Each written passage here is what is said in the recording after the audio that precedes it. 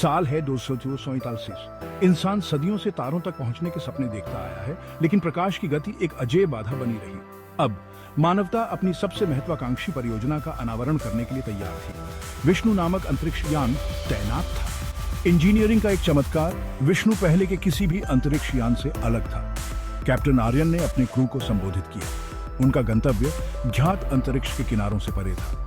यह अल्कुबियरे ड्राइव से लैस था।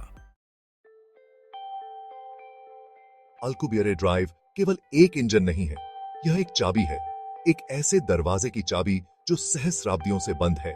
स्पेस टाइम के फैब्रिक की कल्पना एक विशाल चादर के रूप में करें। हम सरपास अनपरिक प्रणोदन की रेलमों से बंधे हुए इसकी सतह पर रेंगने वाले चींटियों के समान हैं।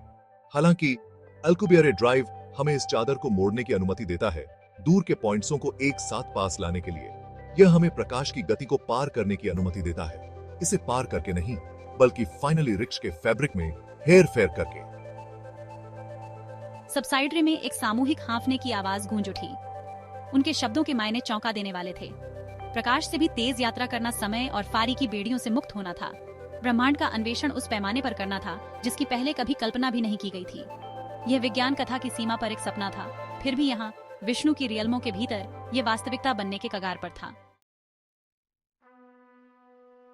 अल्कुबियरे ड्राइव स्पेस टाइम को बिगाड़ने के सिद्धांत पर काम करता है। एक सर्फर की कल्पना करो जो एक लहर पर सवारी कर रहा है।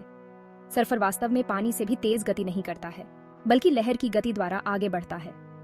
इसी तरह अल्कुबियरे ड्राइव फाइनली रिक्श यान के चारों ओर एक स्थानीयकृत वॉर्प बबल बनाता है। यह बबल जहाज के सामने स्पेस टाइम को संकुचित करता है, जबकि इसे पीछे एक्सपेंसित करता है। प्रभावी रूप से एक लहर बनाता है जो विष्णु को आगे बढ़ाती है। स्पेस टाइम का यह जोड़ तोड़ हमें भौतिकी के किसी भी मौलिक नियम का उल्लंघन किए बिना प्रकाश से अधिक प्रभावी गति प्राप्त करने की अनुमति देता है। क्रू ने पूरे ध्यान से सुना। उनके चेहरे विस्मय और आशंका का मिश्रण थे। यह अवधारणा दिमाग चकरा देने वाली थी, जो उनकी समझ की रेलमों को और आगे बढ़ा रही थी। फिर भी सिद्धांत की सुंदरता, ब्रह्मांड को अपनी इच्छा के आगे झुकाने की हिम्मत ही रोमांचक थी। सच्चाई की घड़ी आ गई थी। विष्णु चार्टर्ड स्पेस के किनारे पर तैनात प्रत्याशा से गूंज रहा था। सबसाइडेंट सेंटर के भीतर की हवा टेंशन से भर गई।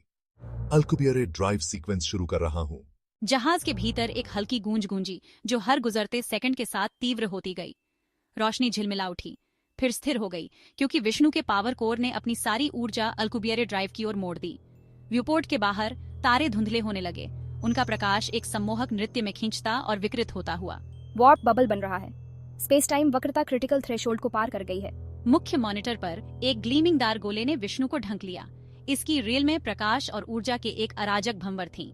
तारे, जो कभी संदर्भ के परिचित बिंदु थे, चले गए थे। उनकी जगह ह्यूयों के एक घूमते हुए भंवर ने ले ली थी, जो वर्णन को चुनौती देते थे।